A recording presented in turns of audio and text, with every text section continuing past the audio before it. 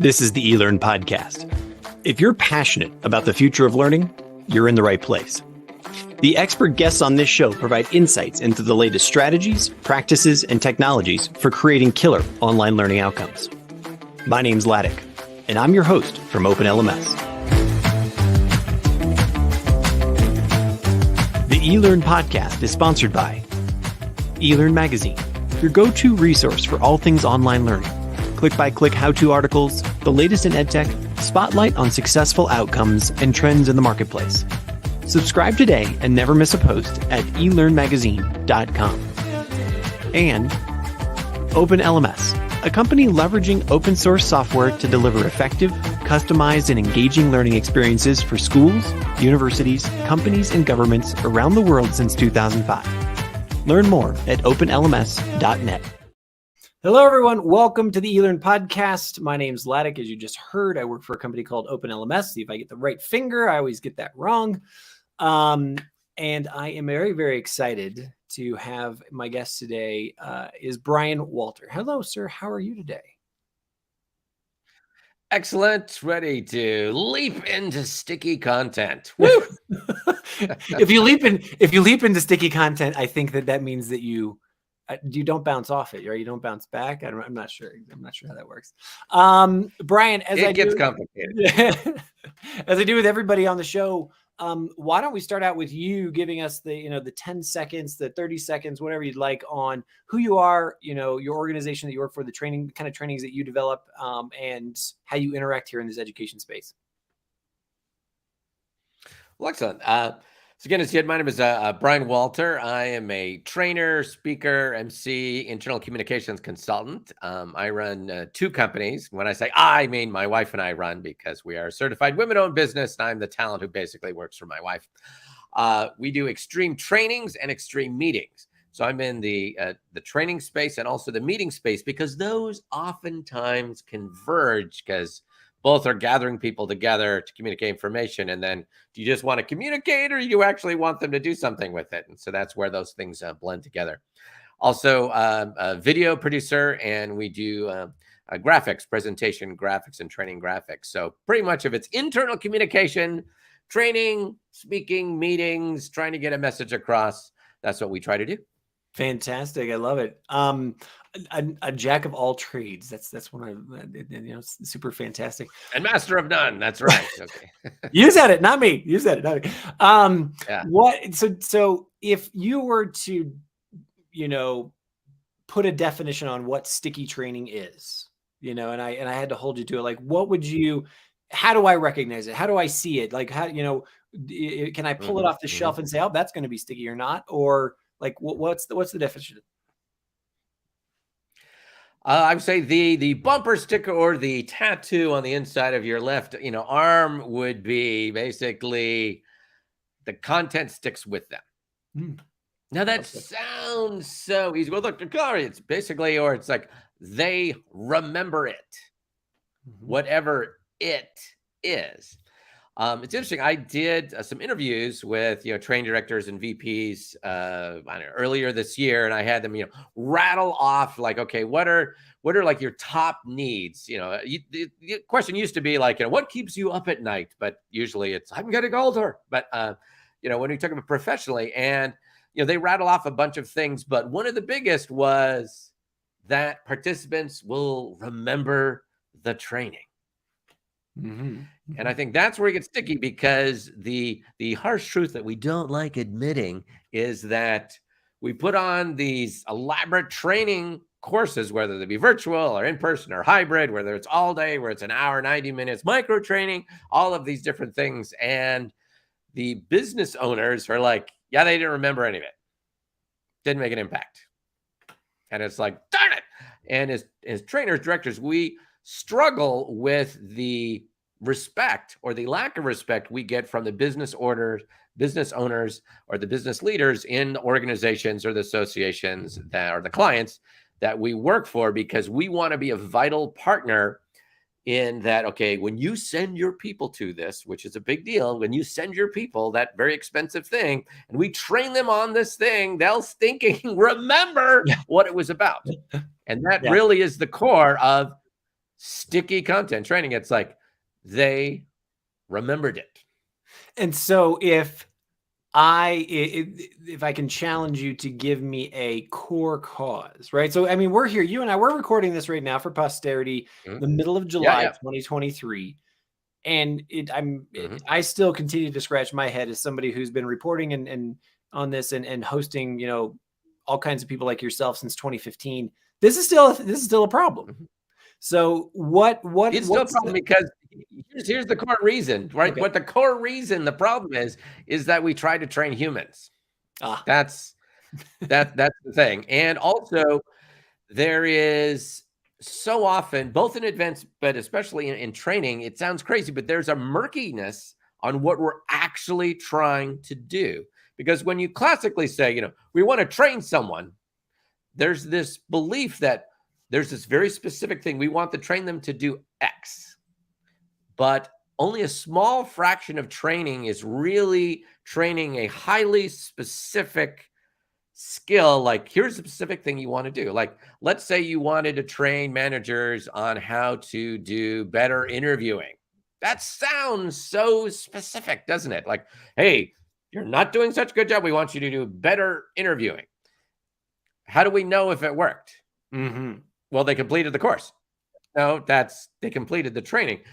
They report back that they felt it was better. There's no objective measurement at all. And so we're guessing on whether, what is it that we are training them to do? So this is where it gets complicated, because so much of our success is utterly subjective as opposed to objective. Now, there are objective things, of course. The more tactical things are like, okay, they need to operate this piece of machinery. They need to be able to be compliant with something like that. Those are very specific, measurable things. But the large swaths of training in virtually every organization, leadership training, management training, customer service training, dealing with change, sales. Now, the great thing with sales, at least there's a measurement that sales go up to sales go down. Sales is all those things, the only ones, No, sorry. Sales it does, but all those, like, sales is the one that actually has a measurement. Because if you're a sales manager, it's like, if your training can help us make that number go up at all, we're in. There you go. So that's why I think it comes. This is why I think we're still struggling this, and we will continue to do this. And again, where we make improvements is on the front end. What is it we want to be sticky? That is the profound question. That should be the hashtag. What should stick? Hashtag. What should stick? And that's why when I'm working with clients, the very first thing I ask them is, I go all Spice Girls on them. You're thinking, Brian, what do you mean Spice Girls? Tell me what you want, what you really, really want. I'll tell you what I want, what I really, really want. I want a what? I want a what? What do you want them to do? Now, there could be a training on, respect to the workplace. Okay, so is it training? Not classical training. And I think part of it is that we want to get specific around what it is we're trying to accomplish. Like, for example, is the training really about awareness? Like, we're training them to be aware of something they didn't know. We're training them to change what they believe about diversity, equity, inclusion. It's like that could be in a training course. It's like, what are they actually going to do? It's like, well, I won't be so mean to people different from me. Okay, but really, we're going for ahas in a training course sometimes. It could be that there's certain concepts that, like, first you got to get the concept, and then maybe that will ultimately affect your behavior.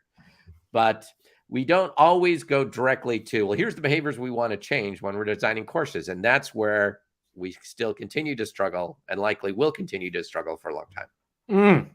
Such a good, fantastic, complete answer. So where do we start with sticky training? Obviously, you said, what is it that you want to train, right? I love the Spice Girls analogy there, or actually vector, right? Yeah. What's the next step there? So if we have identified a thing or a set of things that we want to train, we want to make them sticky, what do we do next? Well, I think that the first place, again, is going with the Spice Girls thing, but maybe making that a little more nuanced than just, a pop song from the 90s. Would be, I like to say, like when I'm working with clients, I like to say, what is it you want that you don't already have? Now, I'm expecting also that a trainer, like whether it be the developer or the training director or the training VP or whoever's in charge of, we're going to create a new class in response to a business or organizational need.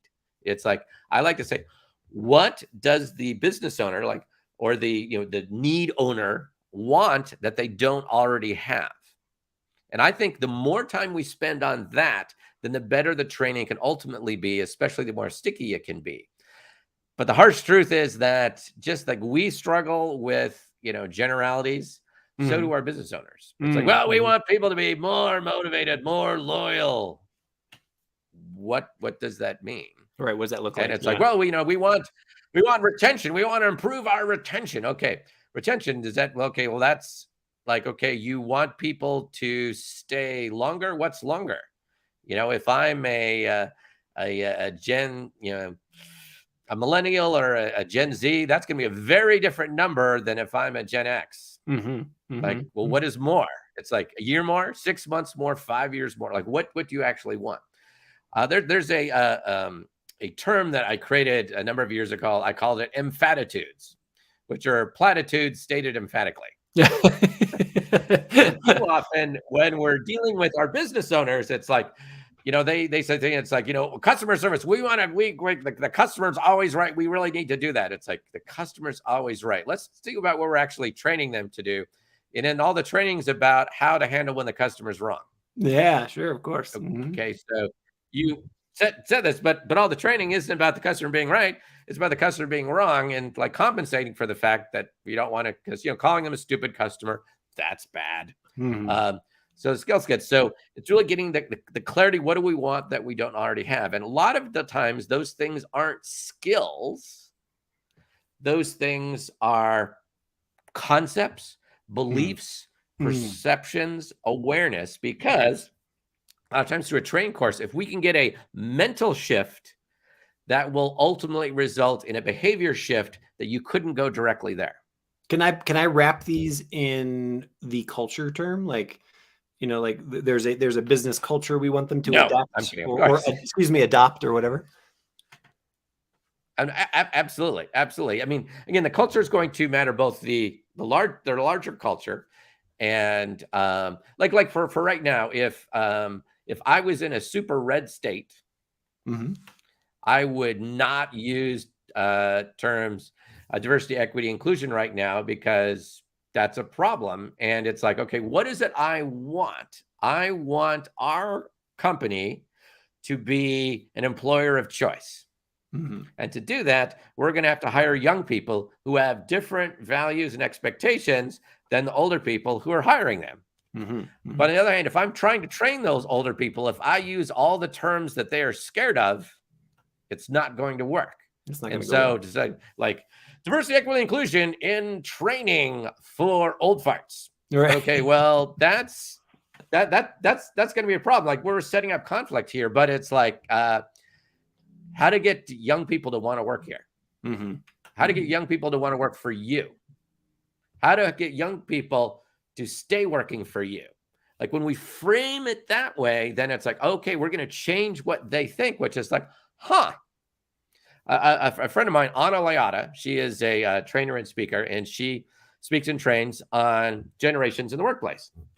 She had a simple exercise where she does polling on the front end of stuff. And again, she's talking about, you've got the young boomers, the Xers, the millennials, and Gen Z who are in the workplace and all these issues. And she's wanting to get them to realize that, okay, different generations have different values and perceptions. And so she does a poll, and her client was like a young boomer. So late 50s, early 60s, still there, working hard. And it's like, yeah. It's all about the work, things like that. And one question was in the poll, which is, how many Star Wars movies have you seen? All of them, most of them, some of them, none of them. And the boomer person, of course, the young boomer is like, well, that was a seminal thing during the 70s and 80s. It's like, well, of course, everyone's seen all of them. And this boomer manager was gobsmacked to see that 20% of the people who answered it had not seen any of them. And it blew this guy's mind. But here's the fascinating thing. That insight, it's like, so different age groups really do have different reference points, and common experiences are not always common. And so that just little polling, emotional shock and awe thing helped change a concept for that young boomer leader that allowed him to be open up to the idea of generational currencies, which is something that Anna talks about. Super cool. So if you've managed to discover that thing that you don't have, right? What do I do next? All right. So the great thing is now that as soon as you have a target that is a great target, and then I like to say before, we try to say sticky content, then say this is the hardest thing for trainers to do. Is there a trainable solution? I mean, it's kind of like a lot of times when you start talking with what we like to think, it's like we're trying to do world peace. It's like we're trying to boil the ocean. It's like, well, in one training class, it's like we want to change their behavior, we want to change their beliefs, we want to do this, and if we could do it in less than 90 minutes, that would be great. And not everyone can come. Yeah. Okay, so and it's not mandatory. Okay, and the leaders aren't going to do it first. Oh, okay. So it's like, is it possible? What portion of what we want is possible through training? And then once we've identified it, now we can focus on how to achieve those things. Now, there's an acronym because I think anything good in the training world has to be in an acronym. Otherwise, 100%. It doesn't. It doesn't exist if you don't have an acronym. 100%. Exactly. So I created an acronym. So I call it GFSA. GFSA. I should have a slide here. It's like GFSA, GFSA, which is gettable, feelable, shareable, actionable. Gettable, feelable, shareable, actionable. Made it easy with everything ends in able, not a bull, because that would be something else, but gettable, feelable, sayable. I even said shareable, sayable, and actionable. There, what is GFSA? There you go. It's like type in again, gettable, feelable, sayable, actionable.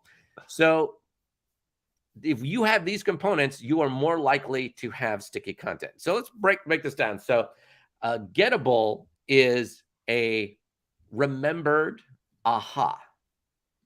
A remembered aha. So whatever this thing you're wanting them to do, it is that you're wanting to train them. It's like there's got to be some point where I call the Scooby-Doo response, where they're like, I mean, someone needs to react. I didn't know that. Now, a good test is when evaluating your curriculum is how long into a training class does a participant have to go before they hear something they didn't already know? And when you ask yourself that question, you look at training, it's sometimes shocking how long it takes before they go, well, yeah, we had all this. It's like during that whole time where they're not hearing anything they didn't already know, it's like they're getting disengaged. So again, there's got to be, the first thing is like, if you're training someone on whatever this objective is, there has to be a gettable, there has to be a concept. There has to be a mental shift, a paradigm shift, depending on how big or small the thing is. But there has to be something that they get that is like, that's really interesting. I didn't know that. Wow. It's like, and it's got to hit them like boom. So it's got to be gettable. Like instead of like, there are a lot of differences and blah, blah, blah, blah, blah. Differences. Okay. That's, I don't get what you're saying. I mean, like that's information, but no insights. And so to me, it's like the whole thing is like a lot of times as trainers, we say we are information spewers. You spew, or maybe we're Spidey. We're spewing information here. Information aren't insights. And so there's some sort of an insight, a gettable concept, a point where they go, Now, the second aspect of that is whatever that insight is, they have to feel it, because so much of, behavior change requires emotion. Behavior change, and intellectually we know that. So this is not like someone's listening to this going, really, Brian, thank you for being Captain Obvious. Really, emotion matters. Woohoo, thank you so much. Laddock should really get more guests like you. Yes, we know that's an obvious point, but with that obviousness, we don't ever do an emotional audit of our own training and saying, okay, what is going to hook their emotions around this point, this gettable aha? They've got to feel it. Now, again, a lot of different feelings. You can have joy, you can have fear, you can have surprise. I mean, there's a lot of different emotions here, but they have to like feel something. Like, I really want that. I'm really surprised by that. That's really cool. I'm terrified by that. I'm a little mixture of both. To say, like, in today's world, like, what do you think? What are the typical feelings that either you would coach someone to build or you would build in yours? Do you go more fear-based, or do you go more like, do you bring it back to anxiety and a little, like easy, or is it like, I like to think it's like, I think it depends on who you're training with, of course, but I think us wanting to avoid things we don't want is super powerful. Now, we don't have to get you like terrified, like, I mean, because that's too much. But we have to realize that they're not just consequences. We have to feel that we don't consequences. And a lot of time that comes down to a story. Like, here's something that happened to someone. So here's an experience that they had. Let's walk through their shoes where like, woof. And we get to have that whole thing of vicarious consequence avoidance, which is a very powerful emotion. You don't have to terrify me, but it's like, I want to just have a sliver of that vicarious emotion. Like, wow, I wouldn't have wanted to have been her or him or something like that. But then there's the positive. It's like, oh, but I want to be more like her experience or his experience. And so my thought is like, generally within a course, I think we've got to mix these things, but still there's got to be a profound emotion. And sometimes it's, again, surprise is an emotion. Surprise is an emotion. And it's like, wow, I didn't know that. And that's something in a training class has to be an environment where we discover we're actually wrong on some things. Now, you don't always want to say it that way because people don't like to be told that they're wrong. But it's like when they discover, it's like, I thought this, but there's a counterintuitive, at least from my intuition, of that. We feel that. And once we feel that and it's aligned with the concept that we get, then it's like, okay, we're cooking with gas. We're making progress. Actually, I probably shouldn't use the phrase cooking with gas anymore because they're reducing cooking with gas. So I'll need to come up with a new phrase for that. So that's, the gettable and the feelable.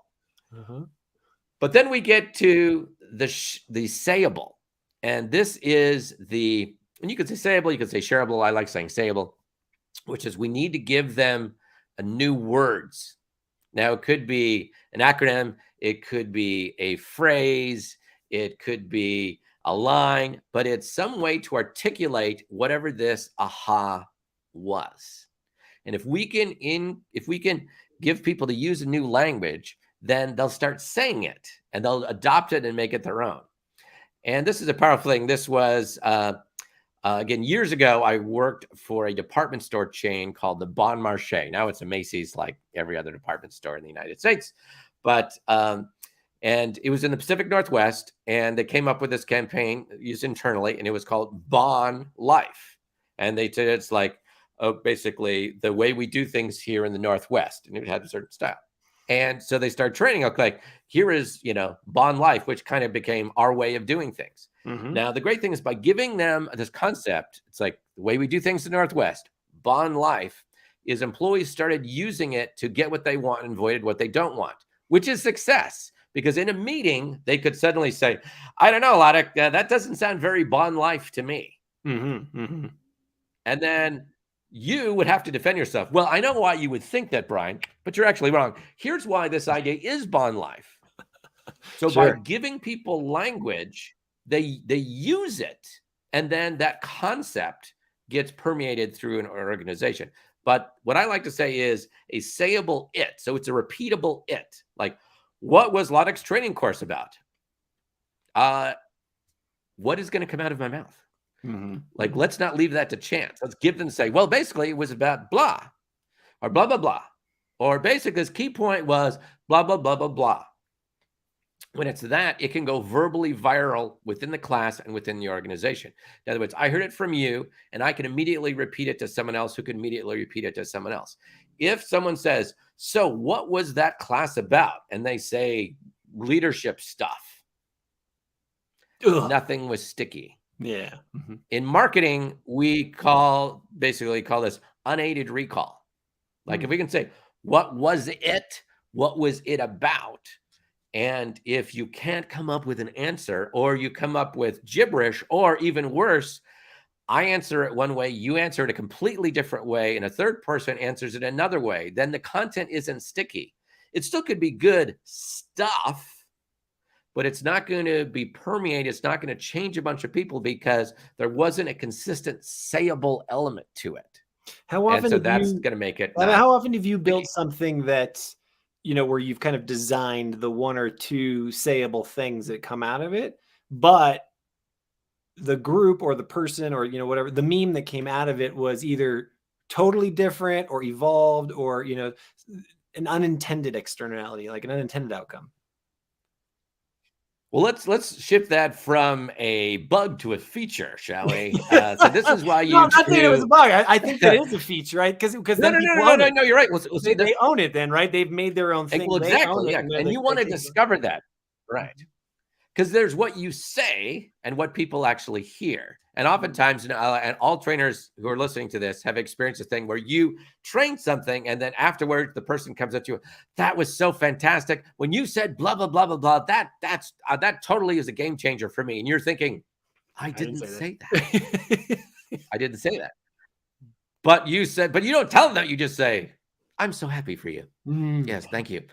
So there is what you intend and what you can plan. And so a lot of this you can plan. You come up with a phrase or something like that. But when you test out a course, it's like something else oftentimes emerges. I was doing some training on how to give a good elevator speech, and basically and it was basically how to say what you do in such a way that people want you to keep talking. That was the core idea. And during the class, I ad-libbed this thing called verbal ping pong. I said, so it's kind of like, like you're playing verbal ping pong. Someone hits you the ball. What are you supposed to do? Hit it back. Don't hold on to the ball. And then afterwards, everyone said, it's like, I love your verbal ping pong system. No, it's yes, verbal ping pong system. Yes, it's the verbal ping pong system. And so sometimes to your exact point, like we don't always know the part that's going to hit them the strongest. So that's why by doing test, classes, you find out what do they hear and what do they value, because oftentimes it's different from what we thought. And then you adjust to adopt and embrace what they embraced. Fantastic. So we've got G. So the last part was I was just gonna say G. Yeah, we've got gettable, feelable. Yeah, you said there's one more. There's one more. Rule, it was longer than 3 letters. Yeah, there was one more. It's like generally acronyms are better when it's 3. That's why almost all best acronyms are 3. But sometimes that's not enough. So the last one was actionable, which is in those cases, which hopefully is most of the time, there is something to do next. Now, again, in training where it's around a skill, like I'm being trained how to do this thing or how to do this sequence, then it's like, okay, the actionable next step is to repeat what you learned how to do in the class. But most training, especially soft skills training, is like maybe you did a role play or maybe you did something. So it's really, is there at least one action that you will do after? You will do next. Now, sticky could be, here's the crazy thing about training. Sticky could be, you haven't actually done it yet, but you know what it should be. And that's where sticky, it's like, okay, I know this action, whether or not I've done it yet, but I know what I'm supposed to do. Oh my gosh, here's that situation. Am I going to do it? Well, that's will, not skill. Will I do it or not? But it's like, but I know what I should do. And so if you have those elements, gettable, feelable, saleable, actionable, then there's a much stronger likelihood that your training will be sticky. So the easy question for me to ask here is, what makes that challenging? What makes building something GFSA challenging? Is it the hard work of, taking more time to do it and really digging down and getting into that, like, not only what is it that you want, but, what is it that you're missing? Or are there other challenges that you've encountered as you're building that make it difficult? I think the biggest challenge is our propensity to go first to information. And that we build our course as an information base, that if I just give you enough information, then the sheer weight of the logic and the great factoids that I've given you will make you learn this, remember it. And that's not how it works. Let me give an example. So let's say because we were talking about sales earlier. Let's say you're good salespeople, because we like training salespeople, because if they think it can help them, they're open to it usually. So let's say we're trying to train salespeople better. So if we look at our GFSA model, now it could be a problem that the business owner came to you as the trainer to fix, is that our salespeople, they'll go right to price. The customer basically says, how much does this cost? And then they just tell them, or they try and lead with, it's like, well, here's a product and you should really love this product. Hey, it's only blah, blah, blah. Like, they lead on price. We don't want them to do that. We want them to train them. It's like, price is like the last thing that you do. So that's like this grand what? Well, so I would say it's like, in designing the course, it would be like, okay, let's come up with a sequence and give them that sequence and train them. Here's the steps we want you to do. And then we train them that one. It's like, but we haven't persuaded them yet, and it's not snappy and memorable. So if I was doing like something like that, I would start with, it's like, okay, well, what is the gettable aha? And the gettable aha could be, people will buy hope at a higher price than a discount. Like, wait a minute. They'll buy hope at a higher price of discount. Like, okay, if they're buying on hope, then the price is going to be less relevant. That's the concept. Now, that's harder to remember, but it's like, okay, but that's the concept. And so, and of course, I would do the concept. Then the feelable would be, it's like, okay, examples of sales that got away and sales that were higher. And so just sharing, like, here's Mary Schmidlap. And Mary Schmidlap, and it's like, and she's going through her thing here, and the talking, selling this, and the customer says, how much? And you say, it's $1,900. And I don't know. And it's like, and it's like, well, maybe we can work on a discount with you. And so you feel the pain of it, and the sale goes away, or she gets it, but it's like, and your commission at 10% is now this much. And then it's like, oh, if you're selling hope and you're talking about, it's like, okay, here's Bob Schmedlap, and he's in the situation selling, and the customers, how much is it? It's like, well, before we talk about the factor, let's talk about, what is it you want this product to do? Well, if only we could do this, and let me show you how it does this. And it's like, oh, great, how much of it? It's $29.99. Great, let's do it. Yeah. Okay, so which one would you rather be in? So suddenly we feel it. Now the sayable thing would be, it could be something like, hope before price. And if you wanted to, it's like, HBP, hope before price. It's like, what was this whole course about? Hope before price. And so if someone else, what was the course? Well, it was basically a new sales process. What's it about? It's hope before price. Always sell hope before price, hope before price. Every single carbon-based life form in that training class could repeat hope before price.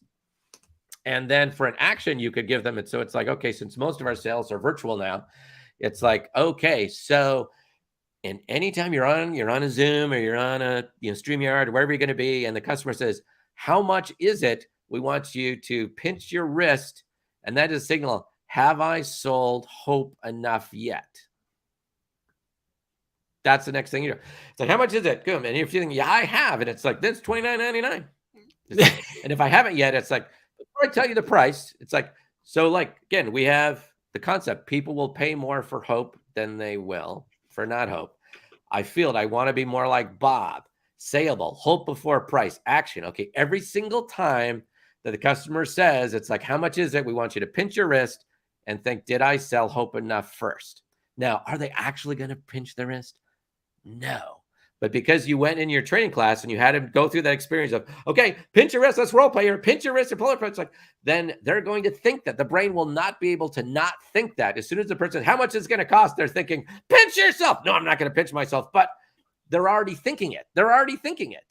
That would be sticky training. I got the concept. I felt it. I have a repeatable hope before price. I had a next step action that I was going to do.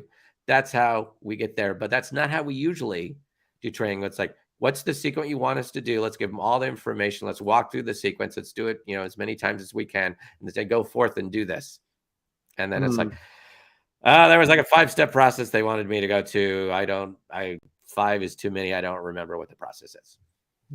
How does this, so it really, in my mind, discounts or, what am I trying to say here? I'm trying to say, like, we're in this hybrid world where, especially in the corporate universe, so much of it is delivered online, and so much of it is this sort of like the click by click, go through the course to get the new skill or get the new concept or whatever.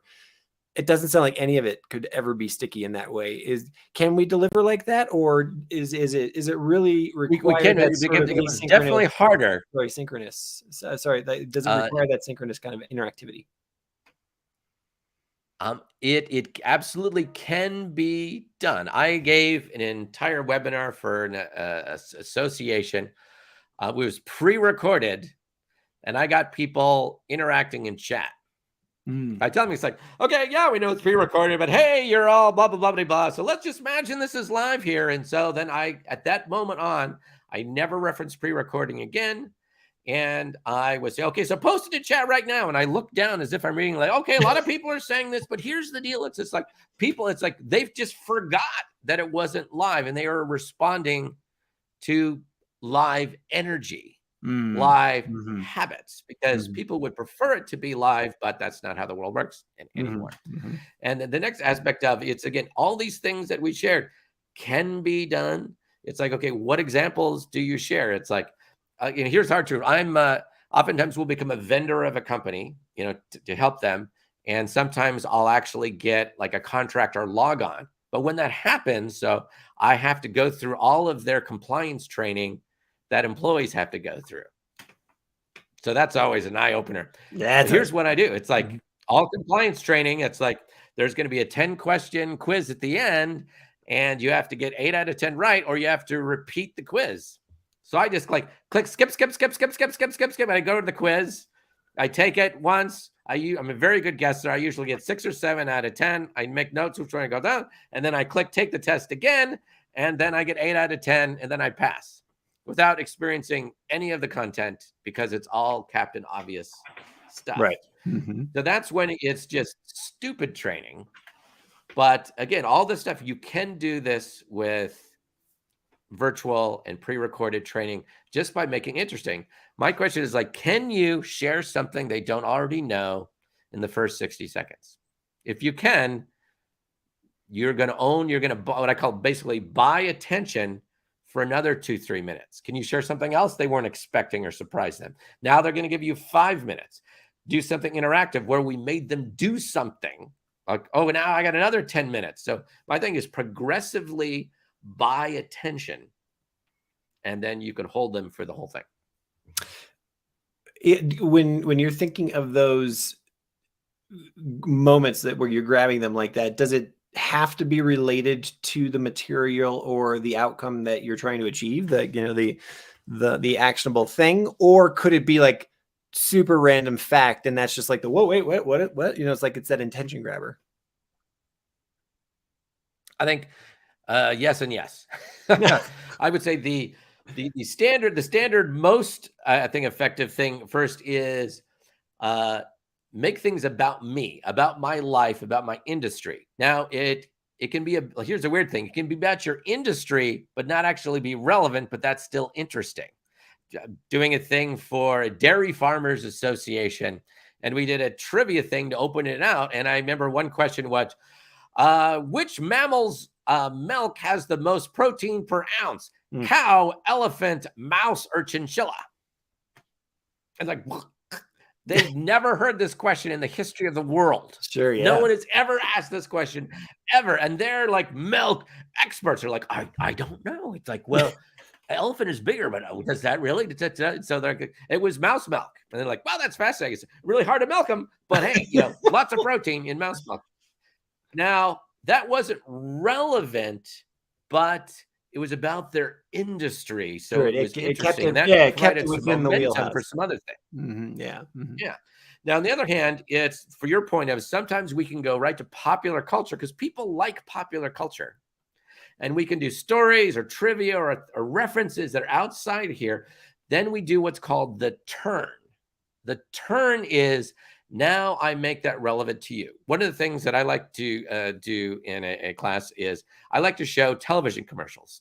Technically, like, well, Brian, do you really have the copyright clearance to show a commercial during the thing? I've never met anyone ever who's gotten in trouble for showing a commercial where they pay money for them to reach people and using it, as long as you're not slagging them and saying, you want to hear a stupid Pepsi commercial? No, you're showing it in a positive way. Well, there was an old Super Bowl commercial from EDS, which is Electronic Data Systems, that doesn't even exist anymore, but it was about herding cats. This is like about a 20-year-old commercial, and it's got these cowboys.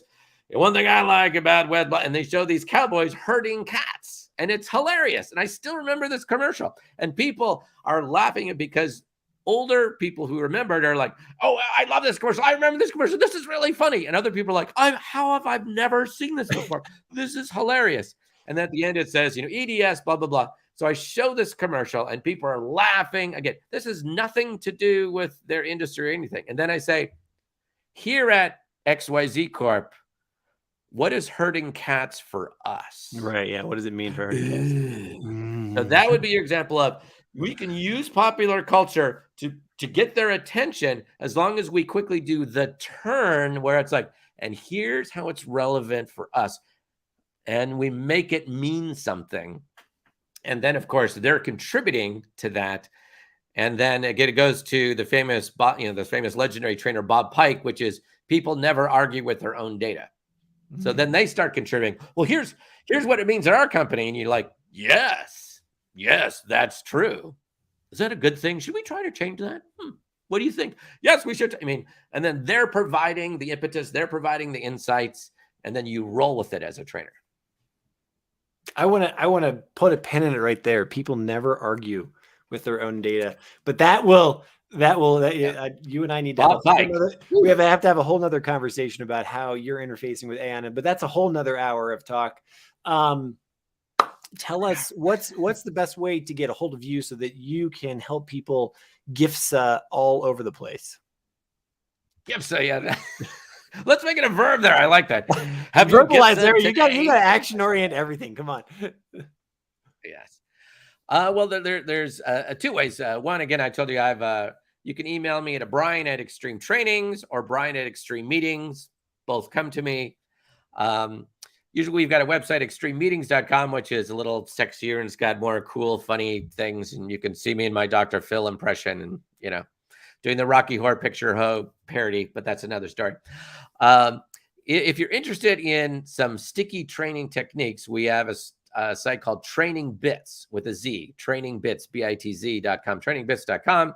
And we've got some free resources there that folks like. I've got a volunteer ball technique, and I've got another, technique that folks can go there and say, like, hey, I'd like to check this out. We also have other techniques where we've got little 90-second summaries that get no obligation. You can just check it out and go, that's really interesting. And if you can do it yourself, more power to you. If you want some help, you can click on that. And let's just say we could help you with that. Fantastic. Brian, but there's some free stuff there. So it's all good. Thank you so much for taking time out of your busy day and your hopefully your summer break to talk with us today on the eLearn podcast. I really wish you all the best and hope that we'll be able to talk again in the future sometime. All right. Thanks so much.